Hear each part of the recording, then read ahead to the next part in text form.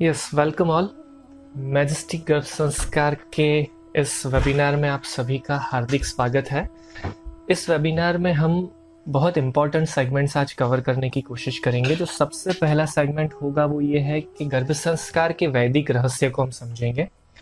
उसके बाद हम गर्भ संस्कार से होने वाले लाभ, फायदों को समझेंगे, क्योंकि एज अ इंडियन हम फायदा देखे बगैर कभी कोई चीज शुरू नहीं करते, राइट। इसके बाद हम गर्भ संस्कार की सही समझ को समझने की कोशिश करेंगे, क्योंकि गर्भ संस्कार के संबंध में बहुत सारी बातें चल रही है।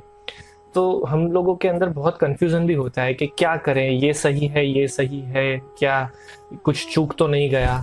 तो ये सारे कंफ्यूजन हम आज मिटा देंगे और स्ट्रेट एक सीधी लाइन में गर्भ संस्कार को समझेंगे, और उसी के साथ गर्भ संस्कार का पालन कैसे करना चाहिए इस बात को भी समझेंगे। और सबसे जरूरी और इम्पोर्टेंट बात कि हम आज ये टेक्निक समझने वाले हैं कि जिसके द्वारा आप गर्भ संस्कार का पालन घर बैठे कर सकते हैं, ताकि आपको और कहीं जाने की जरूरत ना पड़े, फालतू में इधर उधर दौड़ने की जरूरत ना पड़े, और आप घर बैठे ही श्रेष्ठ में श्रेष्ठ तरीके से गर्भ संस्कार का पालन कर सकें। तो अब हम शुरू कर रहे हैं पहले सेगमेंट से इस बात को समझने की। हमारा पहला विचार है इस बात को समझने के लिए कि गर्भ संस्कार की बात आई कहाँ से आया ये विज्ञान, किसने इसका संशोधन किया, किसने पहली बार गर्भ संस्कार के कॉन्सेप्ट को लॉन्च किया। तो हमें बहुत गर्व के साथ ये कहते हुए बड़ा आनंद हो रहा है कि गर्भ संस्कार की बात हमारे वेदों में से आई है। आज से हजारों वर्ष पहले हमारे ऋषि मुनियों ने चरक संहिता, भृगु संहिता, काश्यप संहिता, मनुस्मृति, इन ग्रंथों के अंदर संस्कृत के श्लोकों की भाषा में गर्भ संस्कार का जिक्र किया है, गर्भिणी परिचर्या का जिक्र किया है। एक गर्भवती माता को अपनी दिनचर्या कैसी बनानी चाहिए जिसके द्वारा एक श्रेष्ठ संतान को वो जन्म दे सकती है, इस बात को समझाया है।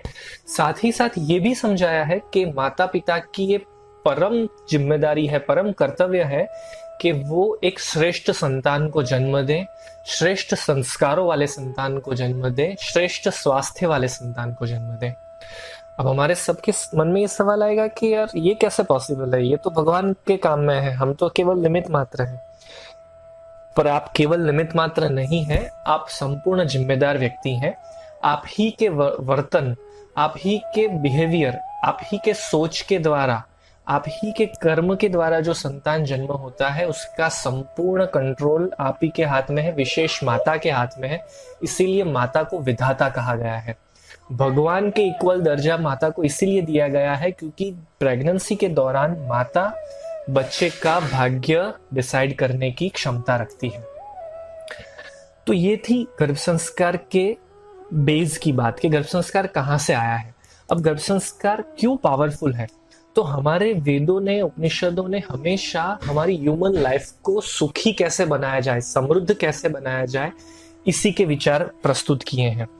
इसीलिए उन्होंने गर्भवती स्त्री के दिनचर्या को भी बहुत महत्व दिया और गर्भ संस्कार के पूरे रूल को इस तरह से डिजाइन किया कि हमारे जो 16 संस्कार हैं उनकी शुरुआत ही गर्भ संस्कार से होती है।